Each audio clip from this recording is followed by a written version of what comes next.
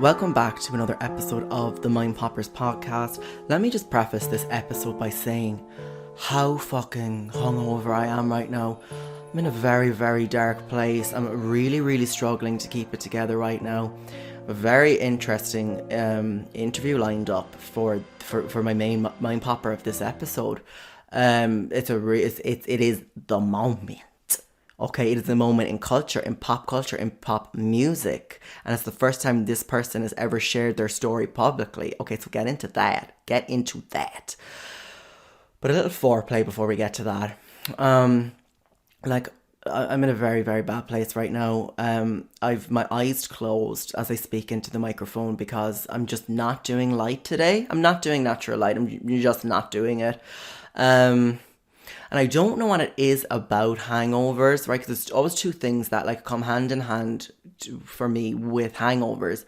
And that's one, when I'm hungover, so the morning after a mad one, and let me tell you, last night it was a mad one. You know? I'm super horny when I'm hungover, super fucking horny, and then deeply depressed, being too deeply depressed.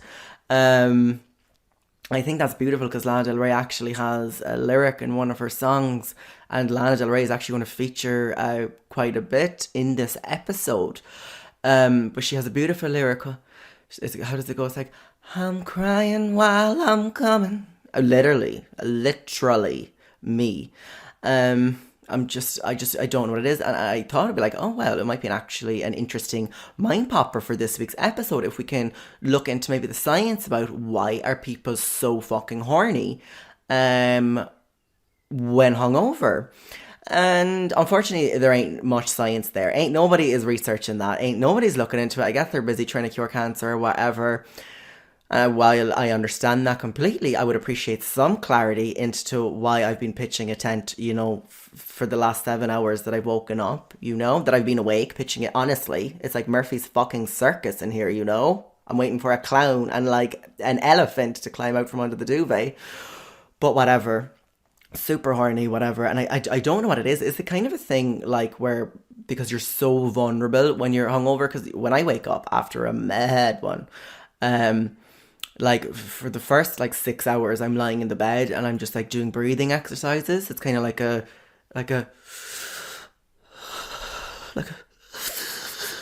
and that is just like solely like focusing all of my energy and the fiber of my very being into one point, and that's to not vomit. That's to be able to lie there and not get sick on myself, because I've done that before, especially when I was younger. Like I used to go to bed with a towel, and I'd lie the towel down next to me so that if I vomited in the middle of the night, I could just turn my head over, get sick onto the towel, and then ball the towel up and just put it onto the floor and keep going, Or alternatively, I'd get sick onto the sheet, onto my bed sheet, because it wasn't in a state where I could get up and go to the bathroom. It was like literally, all right, turn your head to the left, kind of a thing. And then what I used to do was just lay a towel on top of that and then be like, straight back to bed. But I don't know. Is it kind of a thing where you're like stripped down to your most like basic needs, where you wake up, you're in that state, you're like, oh, I need to be held.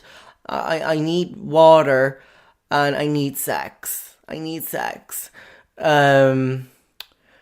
Someone messaged me on Instagram because I had a story up about like how I was so hungover. Someone messaged me on Instagram and was like, well, actually, I heard that you're so horny. Men are so horny when they're hungover. It's because the body thinks that they're dying and they want to procreate as much as they can before they pass away. Oh, like that is some bullshit. That's, of course, some bullshit, alright? I was hungover, like my body did not think it was dying, The only time my body ever thought it was dying, it was like years ago. I was in Kerry and I was like a little fat 14-year-old kid, like honestly like 120 kg, which was fat for me and my height, not trying to read. And like this little Chihuahua terrier type thing chased me 5 kilometers back to the hotel, And it was like, it was a close race. Like, it wasn't like the dog was miles behind me. You know, it was literally like nipping at my heels. So I ran 5k straight at 120 kg, you know, not a fit person, wasn't a sporty kid. I ran all the ways back to the hotel with that dog chasing me. If at any point my body thought it was dying, it would have been then. But there wasn't an erection in sight. So I called bullshit on whoever submitted that to me. But again, I thank you for getting in contact. Your time means a lot to us. But you know what, I was just, and the thing as well, it's like this kind of horny level. It's like, you know the way when you don't masturbate for like an entire week, and you're just like, you're just so built up that anything and everyone can get you off, you know, after like say a week of not masturbating. Like someone who used to like repulse you in the past, like who you'd like think of when you're masturbating, like they pop into your head and you just lose the erection, or you'd lose the, I'm not, again, like, whenever we talk about erections and stuff, and I'm trying to be inclusive and obviously talking to the ladies listening, I don't know what happens to the vagina, you know? Does it close? Okay, I presume that is it. So, normally the person would, like, just kill your erection, or, like, cause the vagina to reclose, to seal, I suppose. Like a little sandwich bag. But that would, when you haven't masturbated for a week, it's like, oh my God, that person, suddenly you're like, okay, you know, you rock my world, you know, suddenly those hairy knuckles are like, I'm sick. And you know it's nasty, but you're still surprising yourself that, okay, you can actually get off now from thinking of this person, you know? Like, check it. When I was, like, awake this morning doing the whole breathing thing, like, just focusing on not getting sick and not passing away, like, I opened one little eye, you know, like the crust around my eye eventually lifted, and I was able to see from one eye. And on my bedside there's been like a tub of Pringles that's just been there for weeks. I'm not even sure if there's anything in there anymore. And I was just there for like 6 hours staring at this Pringle can. And the only thing obviously on the Pringle can was, you know, that guy on the Pringle tin, you know, looking back at me, that little head guy, the little white guy. And I was so horny, I was like, all I could think was, oh my God, the Pringle man. Imagine how good his mustache would feel against my arsehole. You know, I know it's disgusting, but I was like, that was the level of depraved I was, the amount of horny I was. I was like, oh my God, imagine. Can you imagine what that mustache would feel like against your boo hole? You know? Nasty, I know, but it's whatever about the hangovers, it does things to me. And even apart from the horniness is one thing, you know, at least that's a pleasant distraction from the just overwhelming feeling of death and decay. But it's the emotional vulnerability I feel, you know, when I'm hungover, and I feel so emotionally like just empty right now, and I just need to be held. Like, I just, what the perfect situation for me would be right now is like if I was just laid in a dark room, like if Claire Balding picked me up and like carried me into a dark room and just laid me down. And if like the it gals were there, and like one of them, like say if like Lindsay was like rubbing her like long talon neon nails down my back, like just down my back, and I'll purr like a little putty cat, and like all those nice feelings, those goosebumps, you know, let the world melt away. And then Jenny is like, would you like some Lucozade, baby? And like she gives it to me straight from the tit, like breastfeeding, and not in a sexual way, but just like in a way that I need to be babied right now. That was exactly what I need. Is what the doctor calls for. But I'm just so emotionally unstable right now with this hangover. I was literally like, I know I shouldn't be talking about shit and shit talk, but you know, nonetheless, we will persevere. But I was taking a shit, like, you know, the GATS shit. Is that what they're called? No, they're called the MAGS shit. A morning after GAT shit. A MAGS. So I was going for a MAGS. And I was just there taking a shit. And again, I was shitting with the light off, because like I said, I'm not doing light right now. I was just shitting. And there was just, sorry, I thought I nearly lost it there for a second. At any point in this podcast where it just goes to radio silence, then just click up. Excuse me. At any point of this podcast, it just goes to radio silence. Presume I've passed out. Just presume I've passed out and click off and go about the rest of your day. What was I saying? Oh, yeah, so I was just sitting there in the dark shitting, and all of a sudden there was just like streams of like tears just rolling down my face. And I was just had this like overwhelming feeling of being at rock bottom, because you know it's like when you have that hangover head, you know, where you just feel like there's so much pressure inside of your skull that at any second your skull could just blow open. That is how I'm feeling right now. And when I was going for my mags, you know, obviously you have to put the pressure on your body. I mean, this is just basic biology when you're going for, pardon my French, but when you're going for le dump. You obviously have to put pressure on the body to blow that shit out. And you can feel that tension when you're pushing in your head, of course, like that kind of feeling raises the blood pressure and stuff. And I was like, oh God, I was like, I'm sure I blacked out on the toilet for about 35 minutes, because when I came out, my food in the oven was black crisp. So I think in trying to push that shit out, I just blacked out for a minute. So I'm just very, very disorientated today. Very, very disorientated today. God. Some things as well, I'm very irritable, but some things that are like really bogging me right now, taking like just what I feel like are taking the piss, is, you know, this whole thing, like I spoke about it on Instagram the other night, but it's the whole, you know, this whole thing of the maths riddles on Facebook. Everybody is posting maths riddles on Facebook, and I thought it was just going to be like a phase, you know, just like one of those little chainmail things. It was like, okay, let the people have their little maths moment, and, you know, in 2 weeks' time, it will be forgotten about. Just be another thing in the past. But no, it has gone in weeks and weeks, and people are still posting these fucking maths riddles. And I don't know what it is about this quarantine and this lockdown that is bringing out the mathematician in you cunts.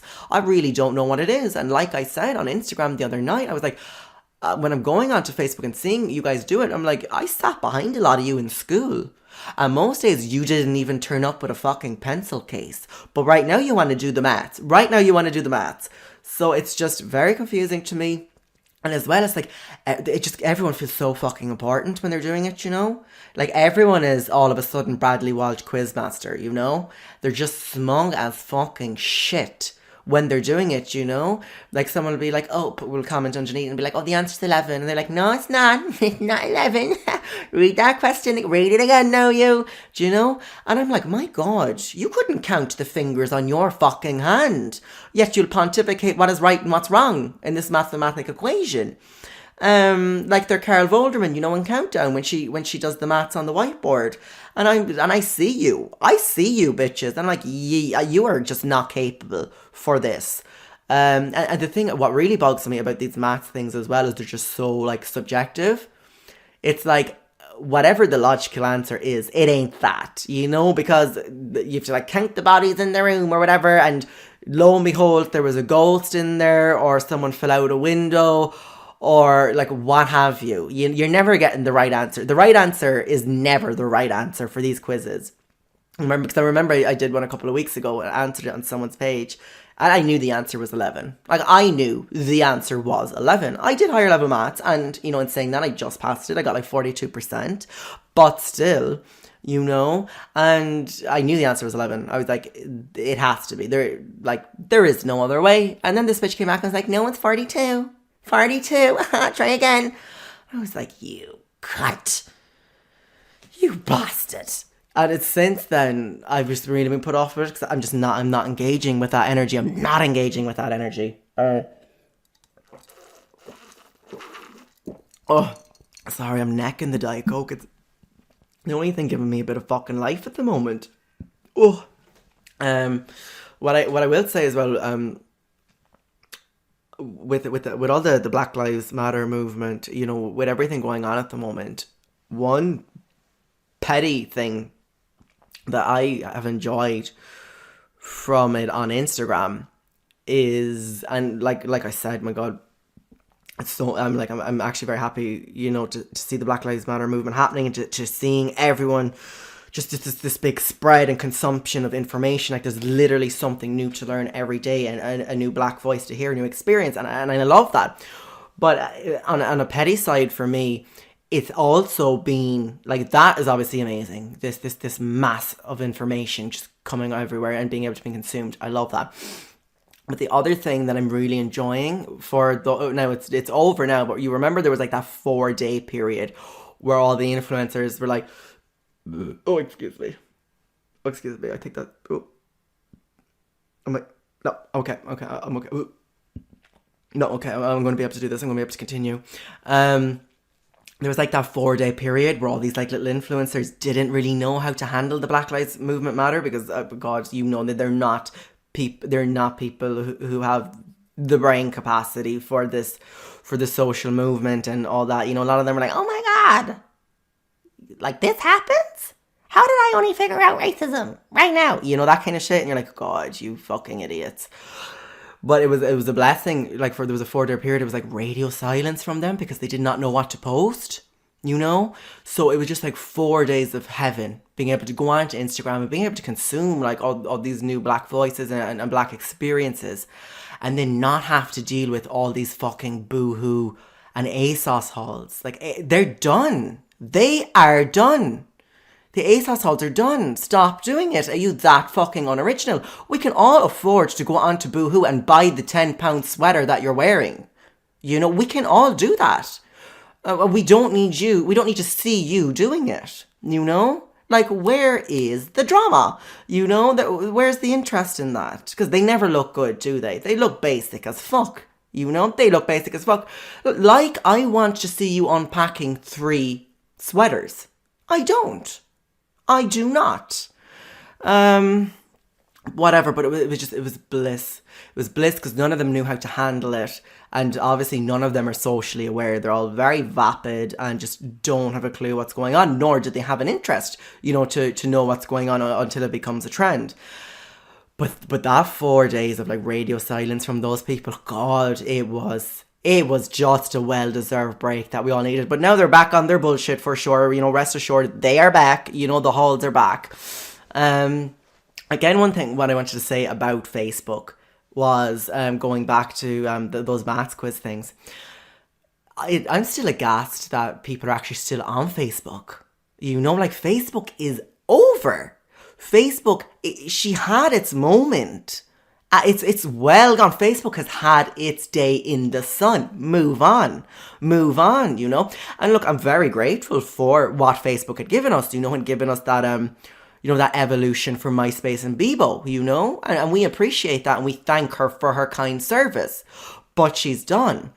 Like, the only people that are on Facebook now are the kind of the old ones, you know, that are still at least active on Facebook. I'm not saying you have to delete your account. But people that are still like actively posting on Facebook are the old ones, and the kind of ones that like you click on. And the only reason I go onto Facebook is for these people, is to go through and see all the people in my town. And obviously you want to check out the kind of ones that are going to be like, oh, there's some fools in this town, I swear. And then we'll go and say all their business, you know, or they'll call somebody out.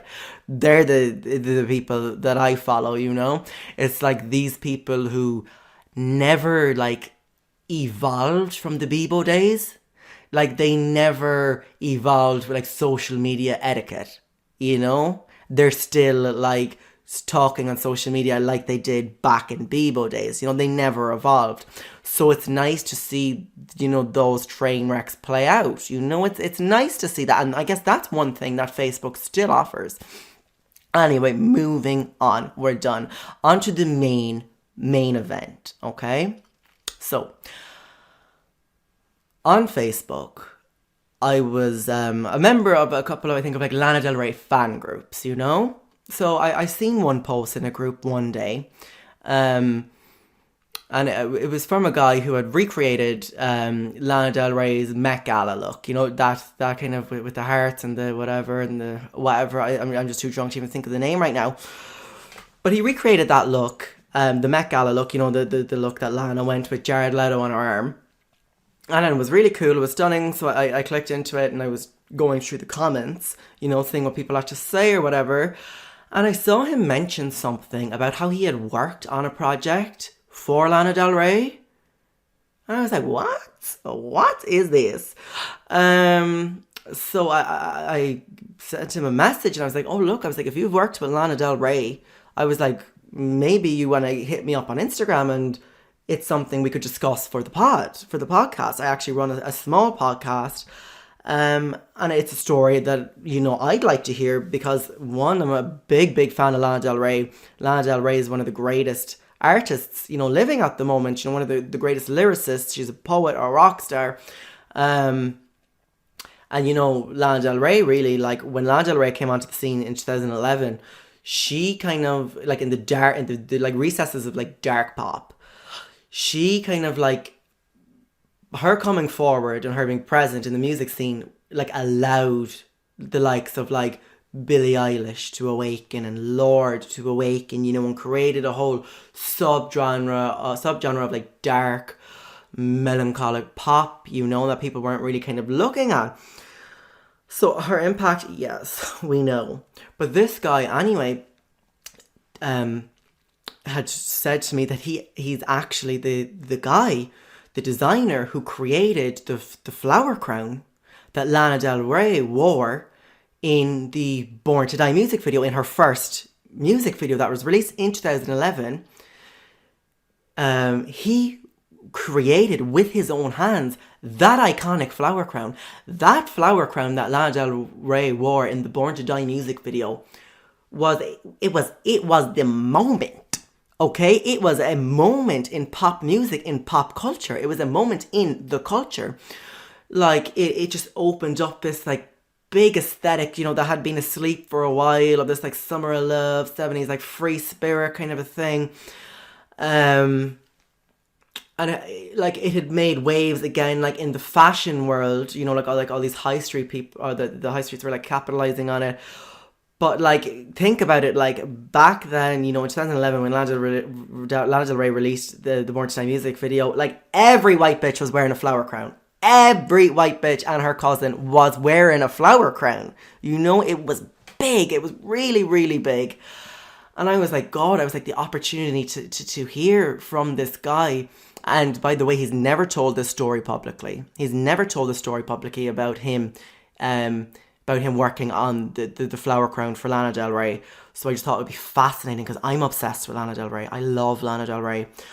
But to hear from this person, you know, who was, like, played a part in the culture, who created the iconic flower crown from the Born to Die music video, for him to come and tell his story on the Mind Poppers podcast, oh, too powerful. Too powerful. So without further ado, let's get straight into that. So in 2010, the designer of the flower crown from the Born to Die music video, Raheem, from the fashion House of Raw, which he started himself, he came from Pakistan to the UK in 2010 at the age of 17, okay? At the age of 17. And he was studying psychology and forensics, but it wasn't his passion, you know? And he was obsessed with Lady Gaga back in the day, he told me. Obsessed with Lady Gaga. And actually went on to create some pieces that she wore for, be it a music video or for the tours or whatever. But I asked him, I was like, well, can you talk about what you did create for Lady Gaga? I mean, at the age of fucking 17, hello, and you're creating fits for Lady Gaga? Which he couldn't. He was like, he can't even remember, it was so long ago, if he, like, signed an NDA, like a non-disclosure, or what, like, the GRPD is on that. So he wasn't able to discuss it, but it was through the connections between Gaga's people and Lana's people, whether it was, like, the stylist, or was it, like, Polydor Records or Interscope Records or whatever. They had reached out to Raheem in 2011, and they were like, look, there is this new and upcoming artist called Lana Del Rey, and we'd like you maybe to create something for the music video. And I'll let Raheem tell you the rest. It was 10 years ago. I was a very young 17-year-old child. So, yeah, they approached me and they were like, well, we've seen your stuff and, you know, you've been recommended to make this thing for this upcoming artist, and she's releasing a music video. Her name's Lana Del Rey, and they kind of discussed their concept of that. It's like a really old Americana vibe, and we kind of want to show her like very regal, but also it's supposed to be heaven, and it's supposed to be her transitioning from death to heaven, her soul getting free, and They just basically gave me a breakdown of the concept for the music video. They said there are going to be tigers or lions involved, and she's going to be in white, and it needs to be something bold, something striking. And I was like, okay, cool. So I started researching into the whole death situation, and initially it was going to be something super dark and super like gothic with spikes and stuff. But then I came across the idea of the Day of the Dead. It reminded me of that old American, very vintage culture, and the aesthetic that Day of the Dead resonates with. And I just played on that. I think it looked very romantic. It looked really beautiful, and I had listened to the song as well, and I was completely in love with it. So and I was like, okay, well, she's supposed to be regal, so we need a crown. But what if it was just a plain flower crown, which was very much an homage to, people bringing flowers to the funeral. And I always in my head imagined that those flowers are used by the soul of a person, and they kind of carried them into heavens, almost like a new bride or like a new person going into this beautiful place, which very much I think translated in the treatment of the music video. So yeah, I went to, if you're in UK, there's a place called Poundland where you get stuff for £1, and I just got my material from there, really. And I got loads of tissue papers of different colors, a little bit of foams, went on YouTube, learned how to make flowers out of paper and foam, and just constructed the whole thing. At first, the color scheme was supposed to be red and white, which I think was really like literal, and it was a bit smaller as well, the size of the crown. But then I did like a back and forth of pictures with the stylist, and they were like, no, it's a bit small. Can you think of something else? The colors are very striking. They would go well. And I was like, well, actually, let me turn it a bit cold, because everything in the scene where she's sitting on the throne, and the entire treatment of the music video and the aesthetic of it is very warm tones, like you have yellows and oranges and reds and browns, because of the interior of the Chateau Fontainebleau. And because of that, I was like, I'm going to go the opposite end of the spectrum. Instead of a warmer tone of reds and yellows and oranges, I'm going to take it to the other side and go completely cold and make it blue and grey and white, and that will just stand out, and she'll be such a focal point of the scene. And then, Lord and behold, when it was done, I got an approval. I was like, this is great, let's get you on. And then came the idea of, okay, so where are we? How am I going to get this to you guys? Can I post it? They were like, no, we would like you to come to set. And I was like, oh, wow, okay, well, I'm only 17. I'm new in UK, in Europe. I'm on a Pakistani passport. I'm here legally, but I still need a visa to travel around Europe. So they were like, okay. And they were like, well, we need you here within a week. And I was like, well, Schengen visa takes months and months of prep, and I need to give them a whole list of things, of papers, to the French consulate to be able to travel that easily. However, I think as the music industry is very powerful and has a lot of influence, I was able to get the visa within the same day, because my reference was coming from some really influential people. And I took my crown, put it into a little tote bag, and traveled 2 hours to Paris, where I met the stylist, and I picked up and got picked up for the transport to the location, which we now know as Chateau Fontainebleau. Apologies to the French audience if I'm not pronouncing that properly, but that was a very surreal day, because I felt like I was doing something massive. I was doing something significant, and I just knew that this is going to become something more than what it is. The music video, not the crown. I thought the crown would be forgotten, because it was a very cultural influence that I had taken, and it was more of a celebration of the Day of the Dead culture. So after that, I just did the whole thing. I met her. She was really nice, really amazing. Very beautiful person. Very nervous on the day, but controlled the set, and she was present, very much so.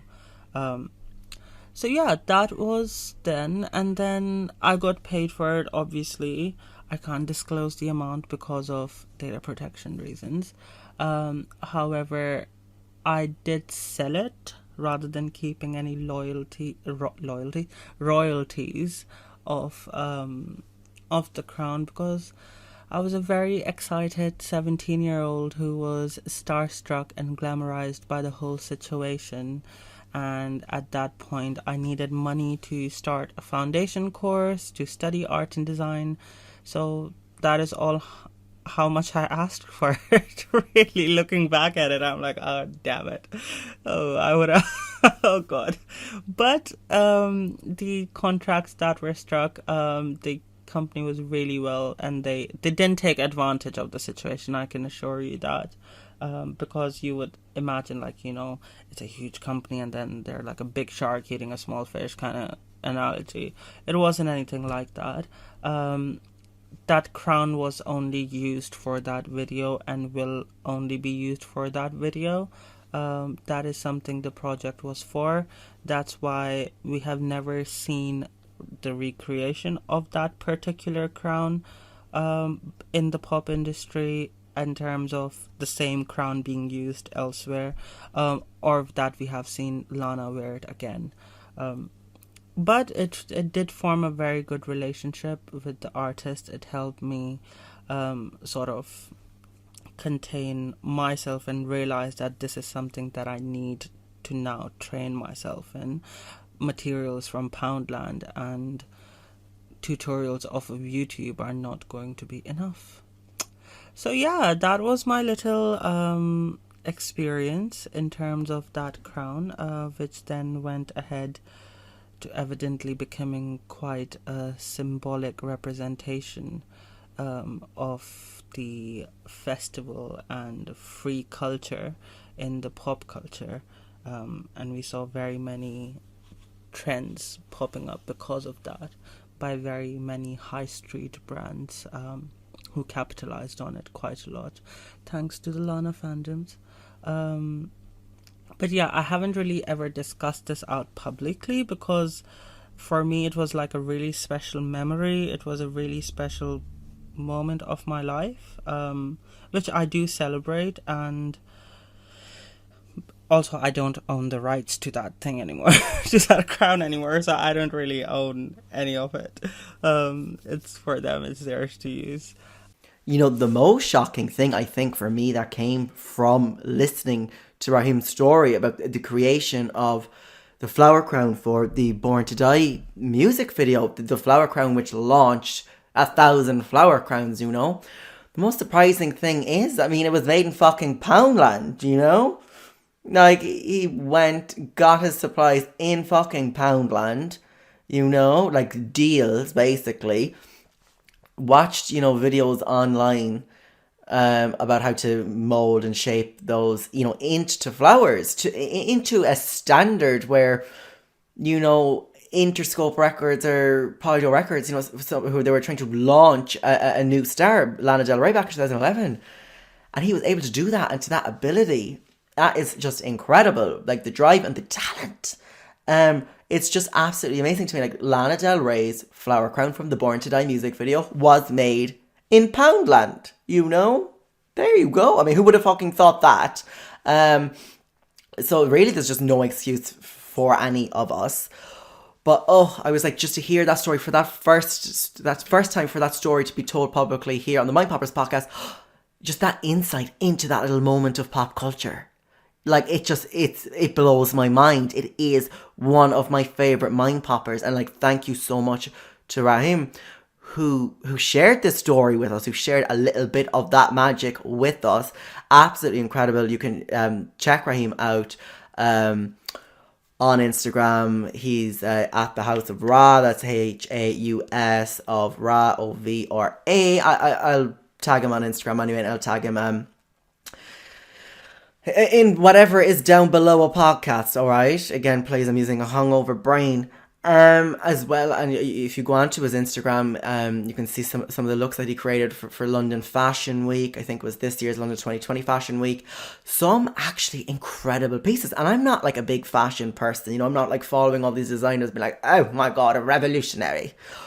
But seeing some of the stuff that he's created, I'm like, fuck, I'm like, that is an artist. And I would love to have Raheem on in the future to talk about all that and more. So go check him out. I just thought it was an incredible story to hear. God, like I remember listening to it for the first time and just being like, oh, this is the moment. This is the moment. It was just so cool to have like an insight into pop culture, that a story that hasn't been told before. You know, when I was back in UCC in Cork, I was the entertainment editor for Motley magazine. It was their student magazine, and when I tell you, I know when you hear student magazine, you're like, okay, you know, this was no UL rag. Trust and believe, okay. Motley magazine was phenomenal. It made it made RSVP something you wouldn't even sleep under. You know, you wouldn't even use it to keep the chill off your bones. This was an incredibly designed magazine. It looked absolutely amazing. It was full of culture and think pieces. It was just such a fantastic thing. It was leaps and bounds above 90% of the non-student magazines out there. And I say that as a Fendi fact. That is just 100. We had an absolute incredible designer at the time who is now designing for like the big magazines in Ireland. And we had an incredible editor at the time. Obviously, we've all since left UCC. But at the time, we had an incredible editor, Ellen Desmond, who's now living in Edinburgh, actually, and she opened up her own publishing house, Monstrous Regiment. It's like a feminist publishing thing, and she's published, I think, already like 2 or 3 books through that publishing house that she created with her girlfriend. Her first book, yes, I was in the first book. I have a book out. I know I never talk about it, but I do have a book out. It's been out for quite some time.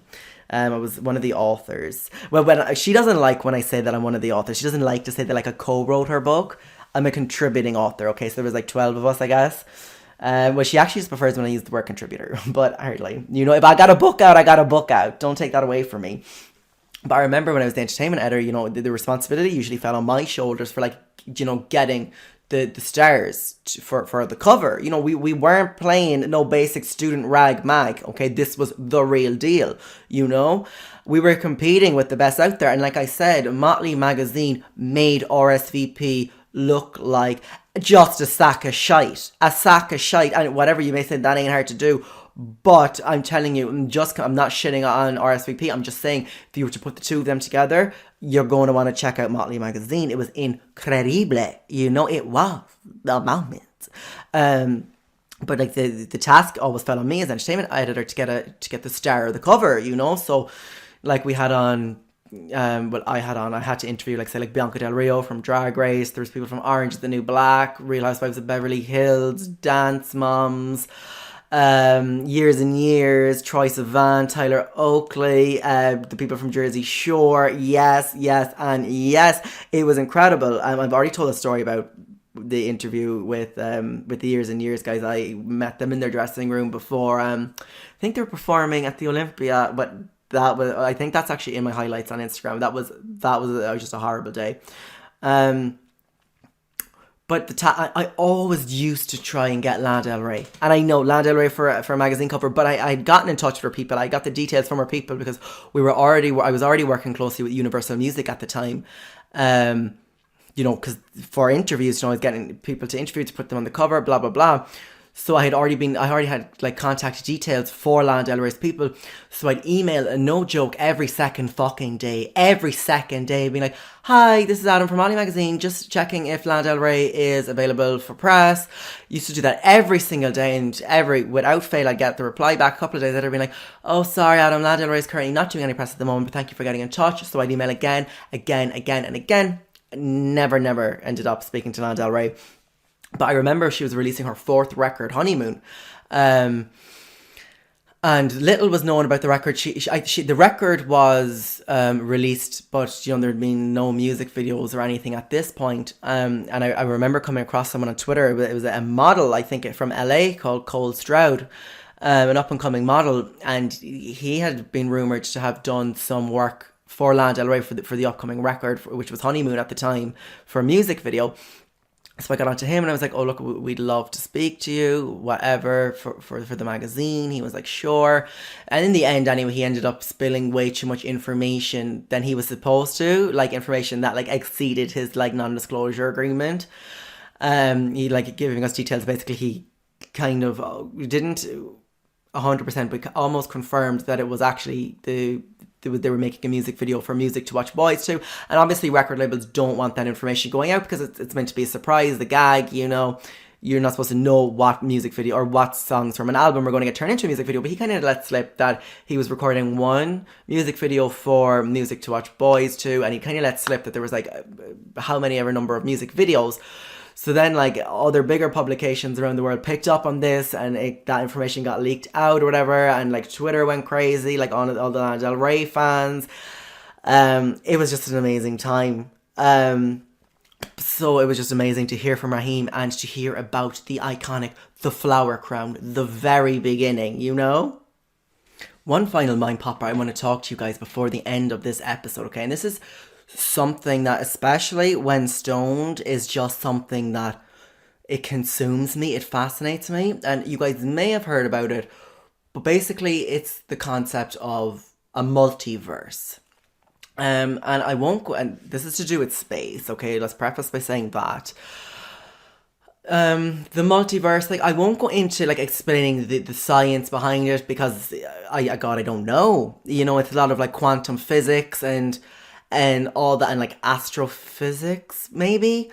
I don't know, but the general theory behind the multiverse theory is that basically the universe is so big and you can only see as far as light reaches. So like the universe is like constantly expanding, some shit like that. But the universe is so vast and potentially infinite that there exists a reality where every single thing that could happen, is happening, has happened, is going to happen. My God, what? So basically, with this multiverse theory, and it is something that is given a lot of credit, it's not an absolute definite, but scientists do give it a lot of credit. Saying something about like just how like reality is layered and the universe is so vast, what have you. Again, I won't explain it because I can't, but basically within this theory, it says that there are infinite yous. So me, your host, Adam O Reilly, there are an infinite number of me. And for every possible decision I could have made or would have made, every different decision I could have made, there is a me out there that has done that. So every possibility is a reality. So there is a me out there right now who is the president. There is the president.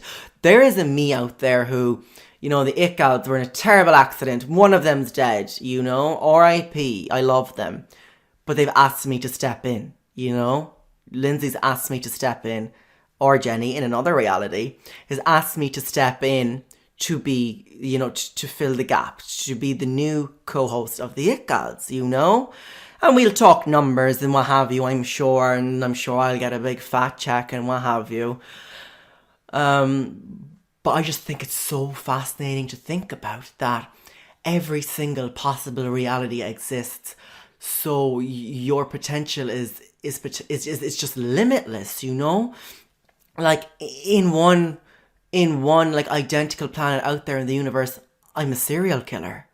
In one, I've been killed by a serial killer, In one, it's me who has released a sex tape with Ray J, and my fat ass has taken over the world, That's what everybody was jacking off to back in the early 2000s, was Ray J licking my bussy out.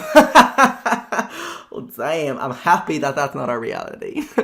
But if you get what I mean, So like, just think about it. And I always think it's beautiful as well to think about, for those of you who have lost loved ones or whatever. I just think the multiverse is a beautiful theory, because while your loved one may have died in this reality, that loved one like continues to live the best of their lives out in all these other realities. Like in some realities, say if you're there and we just say, okay, Tiffany is here, but she's lost her sister and she misses her sister terribly. In some of these realities, according to the multiverse, then, you know, Tiffany and her sister are still, you know, having the best time ever. And it's like, truly, it's like nobody ever dies, you know? Now, look, again, there are plenty of realities where Tiffany and her sister ain't having a good time either, you know? They're like, you know, being murdered right now, you know? But the multiverse theory, it's just so big and complex, and knowing that there is infinite use, knowing that while I am speaking into my microphone right now, there are just millions and millions of other Adam O'Reillys speaking into this right now. And while you are listening to this at home, there are millions and millions other versions identical to you listening to this same podcast with slight variations, you know, because you have to remember every reality is, you know, it's going to have slight differences, you know? Maybe in one reality you got bangs. But it's just incredible to think. And I also kind of think about it in like terms of like, oh my God, like we're never truly alone. We're never truly alone, because there are just an infinite numbers of us out there just struggling and hustling, you know, out in the universe. And the thing is as well, it's like what really kind of shows me about our potential being limitless.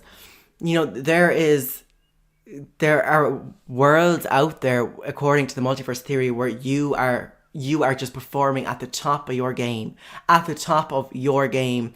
You know, you got the fattest ass in your class in some realities. You know, in some realities you're rich, you're thriving, you know, you've graduated college with the best results possible, you know, top of your class, you know, you're a successful business owner, you're a movie star, you're a successful actor, you're a brilliant artist, you know, you're a pop legend, you know? And all of this can happen for you according to the multiverse. Obviously, it's just a string of unique, different occurrences that might put you there and all that. But if every reality you exist as one of these great people, then there is no reason why that cannot be this reality, you know? Now again, like there's also a lot of realities out there where you are just not having the best time at all. Like as you're sitting here listening to this, you know, potentially thousands of you, and when I'm saying you, I'm talking directly to you. Yes, you listening to this right now. Yes, you. You know, in a lot of realities within the multiverse, you know, you're being murdered right now. You know, like it's grand for you right now, like sitting there listening to this podcast. But in a lot of other realities, you sitting here right now, like someone just crept up behind you while you're listening to this podcast and slit your damn throat. You know, so it's just so crazy, the multiverse. Like Google it and see how you feel about it and think about it. Like, just rest your little noodle on it, because it will drive you insane, this whole multiverse theory. A day doesn't go by where I don't think about it, and just the fact that there is millions upon millions of me, there's an infinite number of me out there in the universe, struggling away, you know, just like I am today. Actually, I'm getting a little lightheaded from even getting this deep. The hangover, it just hasn't left you. I actually really am getting those like little black spots, and I see it at the corner of your eye. Oh, I'm fading, you guys. I'm fading. Oh. We'll end it on that. Next week we will be back with a whole plateau of mind poppers for you. Again, a big thank you to Raheem, who came on to the podcast, the Mind Poppers podcast, and told his story about the flower crown. The flower crown from the Born to Fucking Die music video. Yes. In the meantime, I will see you next week. I think I'm going to be maybe jumping on and doing some shit with Lindsay and Jenny on the It Gals podcast before you hear from me again next week on the Mind Poppers podcast. But until next week, stay woke. I'm going to pass out now. Ooh.